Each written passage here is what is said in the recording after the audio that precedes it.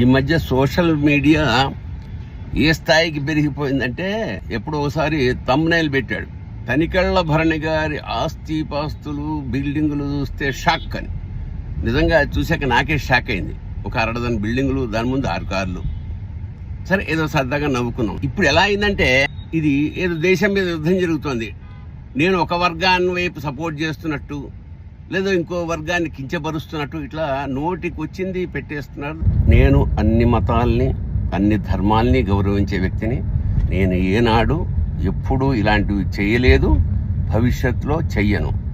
అంచేత ఎవరో కొంతమంది నా మిత్రులు, శ్రేయోభిలాషులు ఇది చూసి కొంచెం బాధపడడం. ఎందుకంటే ఇక్కడ అన్ని వర్గాల్లో మాకు ఆత్మీయులు చాలామంది ఉంటారు కాబట్టి దయచేసి వీటిని ఎంకరేజ్ చేయొద్దు, రెస్పాండ్ అవ్వద్దు. శుభం భూయాత్. నమస్కారం. ఈ మధ్య సోషల్ మీడియా ఏ స్థాయికి పెరిగిపోయిందంటే ఎప్పుడో ఒకసారి థంబ్నైల్ పెట్టాడు, తనికెళ్ల భరణి గారి ఆస్తిపాస్తులు బిల్డింగులు చూస్తే షాక్ అని. నిజంగా చూశాక నాకే షాక్ అయింది. ఒక 60 బిల్డింగులు, దాని ముందు 6 కార్లు.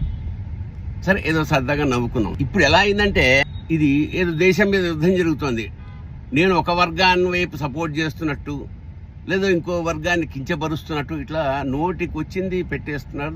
నేను అన్ని మతాల్ని, అన్ని ధర్మాల్ని గౌరవించే వ్యక్తిని. నేను ఏనాడు ఎప్పుడూ ఇలాంటివి చేయలేదు, భవిష్యత్తులో చెయ్యను. అంచేత ఎవరో కొంతమంది నా మిత్రులు, శ్రేయోభిలాషులు ఇది చూసి కొంచెం బాధపడడం. ఎందుకంటే ఇక్కడ అన్ని వర్గాల్లో మాకు ఆత్మీయులు చాలామంది ఉంటారు కాబట్టి దయచేసి వీటిని ఎంకరేజ్ చేయొద్దు, రెస్పాండ్ అవ్వద్దు. శుభం భూయాత్. నమస్కారం.